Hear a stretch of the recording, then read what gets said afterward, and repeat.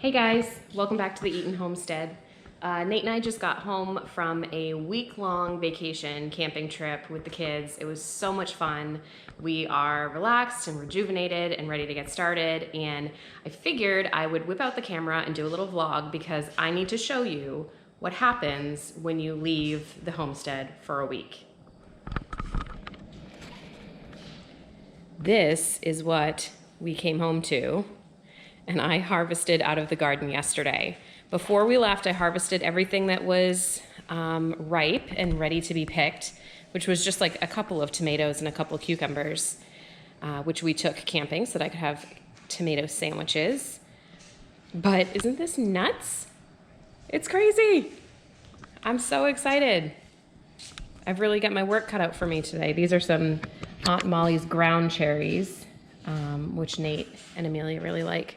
In addition to the tomatoes, we also have a whole bunch of squash, some green beans, a couple okra, this pretty little bouquet that I made, a few more cucumbers, and these really cool zucchino rampicante. I'm still figuring out what to do with them or when's the best time to pick them. Like, these feel a little bit hard. They're more yellow, but this one's a little bit more green, so I think we picked it a little bit more young. I don't know. I haven't really done much with these yet. I picked a couple that were giant, and I just shredded them up and threw them in the freezer. I did make meatballs that I brought camping, and I worked some of those in there, and nobody noticed. So I guess I should also share our other news, which is we got a new family member, and I think you just sneaked a peek of him there in the background.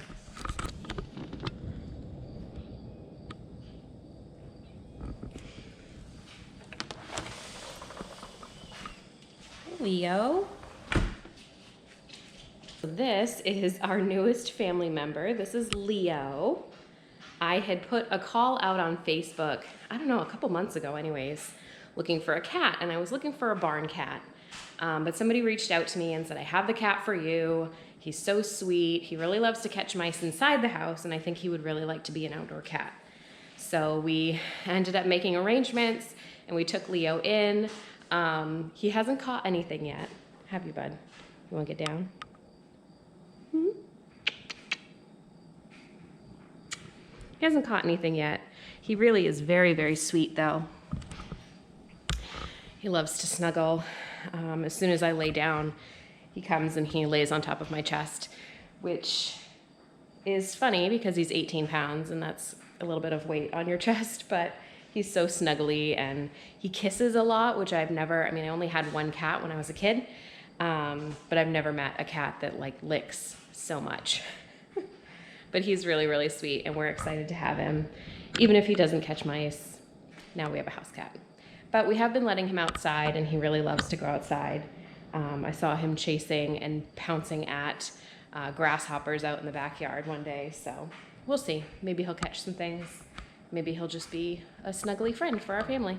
Either way, it's fine.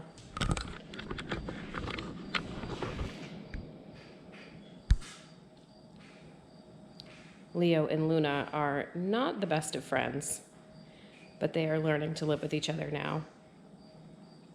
As long as Luna keeps her space, she's all right. Hop, hop. Come on. You goof. You goof dog. So I guess I better get at it with these tomatoes. I am going to be just coring and scoring them and throwing them in the freezer.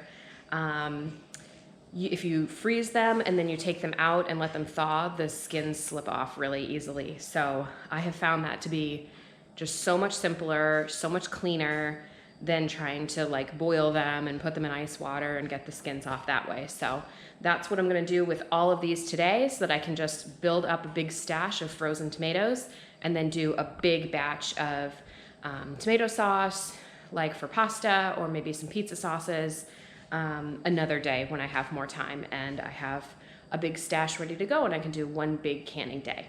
So let's get going. I'm also keeping a bucket so that I can keep all the tomato tops or any that are a little bit too squishy, so I can throw them to the chickens and they'll be really happy.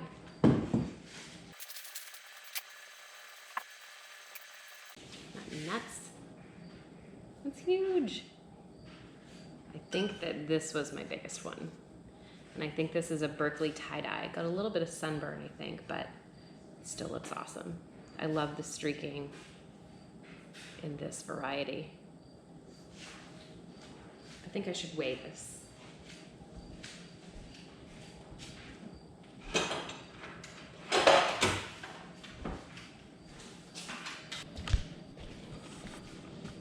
That is a 1 pound, 7 ounce tomato. Now I gotta know what some of the other big ones are. 1 pound, 1 ounce. 1 pound, 1 ounce.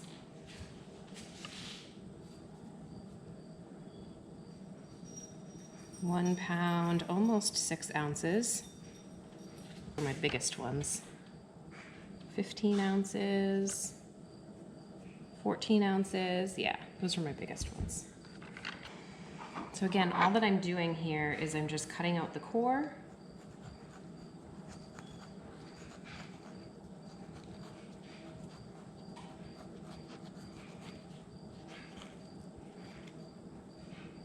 Save that for the chickens. And then again, because they're heirlooms, they're kind of weird and funky. Some of them have some of these gross spots on them.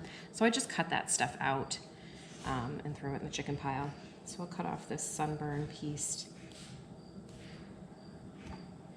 It's the sacrifice you make for the flavor that comes with heirloom. Oops. That one's okay.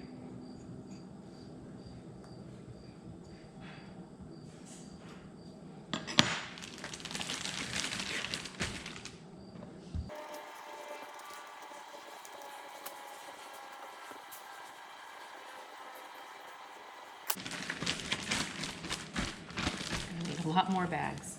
Another one that was probably a fused blossom, because you can tell it kind of looks like 2 tomatoes in one. They're like conjoined twins. Makes it kind of hard to cut the stem out.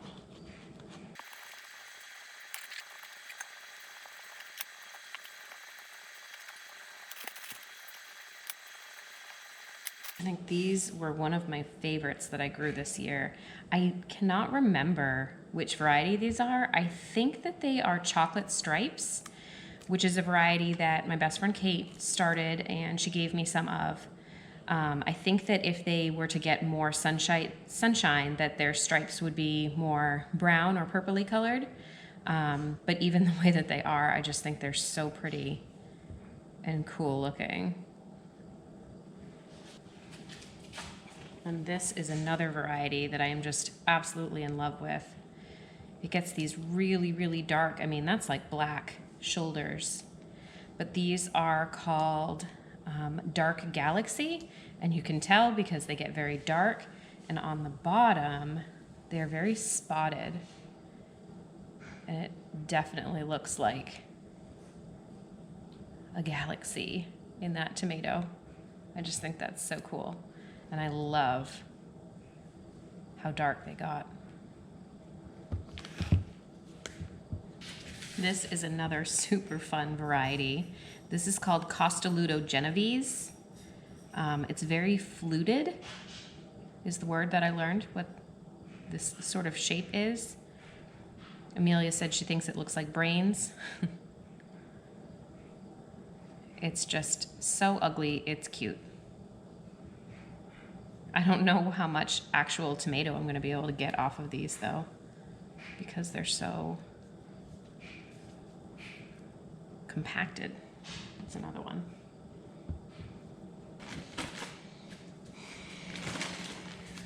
I am not going to have nearly enough bags to do this. Maybe there's some in the camper.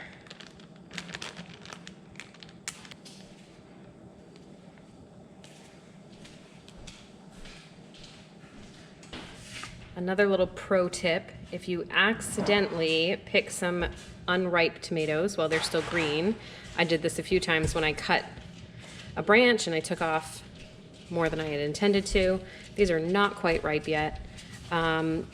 Besides fried green tomatoes, you can leave them out on your windowsill and they will ripen. The flavor is not as good or as intense as if you let them ripen on the vine, but they'll still ripen and it's still an organic tomato that you grew. That's 5 big bags right there, and I'm out of bags. Let's go check the camper.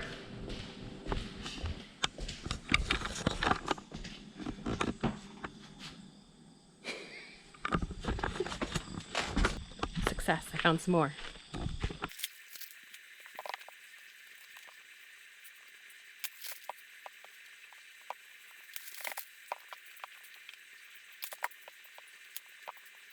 And so there we have it. That is 6, almost 7 bags of tomatoes for the freezer.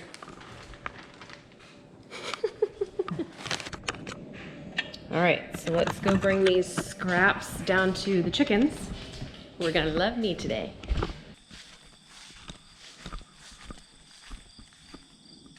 Chickies.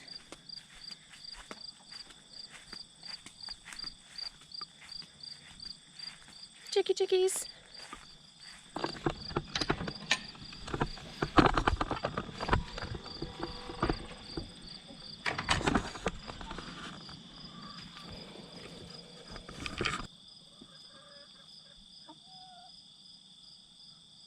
Here you go. Go ahead. Here you go.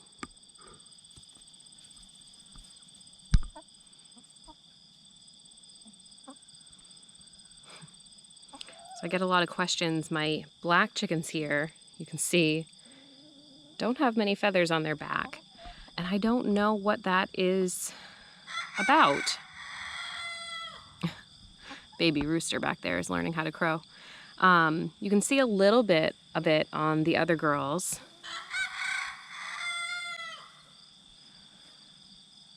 I thought it was because of our rooster, but he has been gone for a few months now.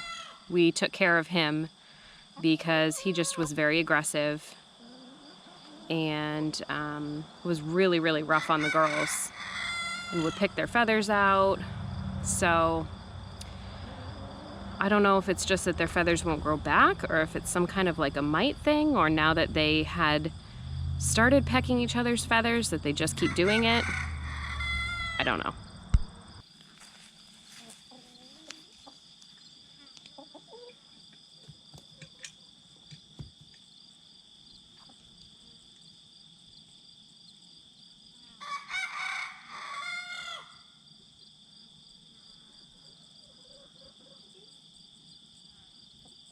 This chicken run is an absolute disaster.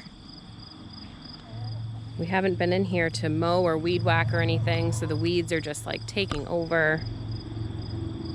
Not that I think the chickens mind. We used our meat tractor, our meat bird tractor, as an enclosure for the younger birds. Hey, I hear you. As an enclosure for the younger birds. There he is. When we first introduced them, and we just left it in here because they seemed to really like it, but now they have ripped the whole top off of it and are using it to roost. So we need to begin the process of trying to get them all to roost together. We keep bringing them in there, but they just won't go on their own. It's like they're 2 separate flocks and they don't commingle a whole lot. That white rooster is the free bird that we got from Murray McMurray with our meat birds, which I didn't really want to have any roosters. There he goes again. Nope. But he is so pretty. Hi, buddy. The other 5 that I got from a local farm over in Richmond were just a barnyard mix and straight run. We didn't know, what genders they were. There's 2 that I'm pretty sure are roosters just based on their tail feathers.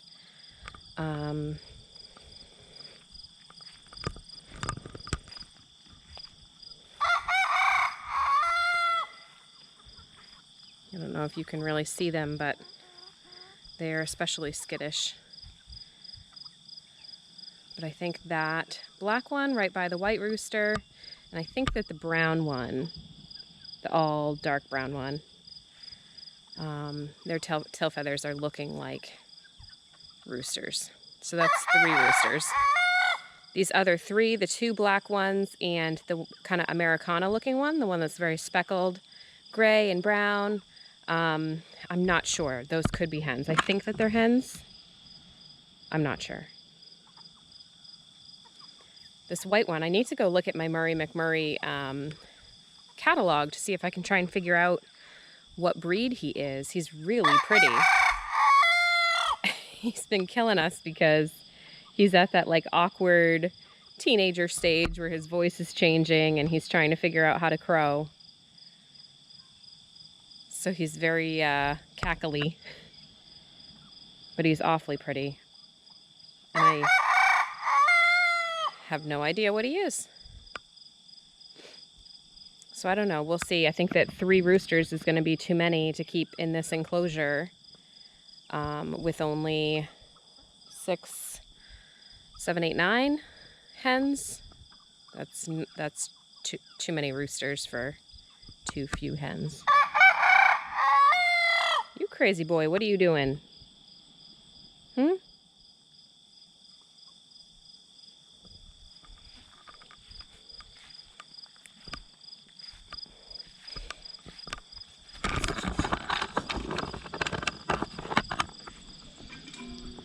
My 6th adult hen is in here in the coop.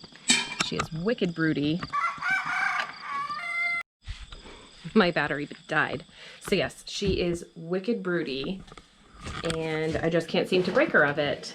I guess I need to get more serious and get a dog kennel or something to keep her in to get her out of these nesting boxes.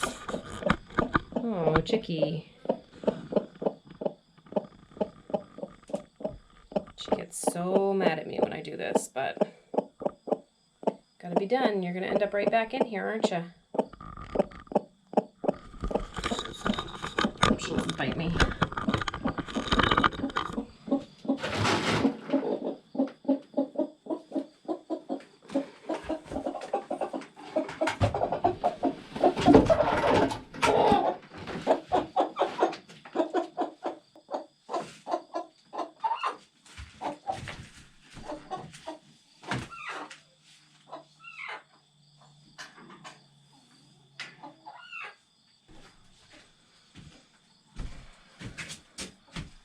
All right, so at least hopefully she'll go out there, have a snack, get some water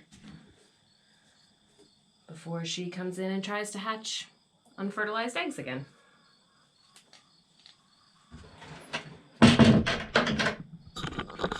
This coop is seriously disgusting.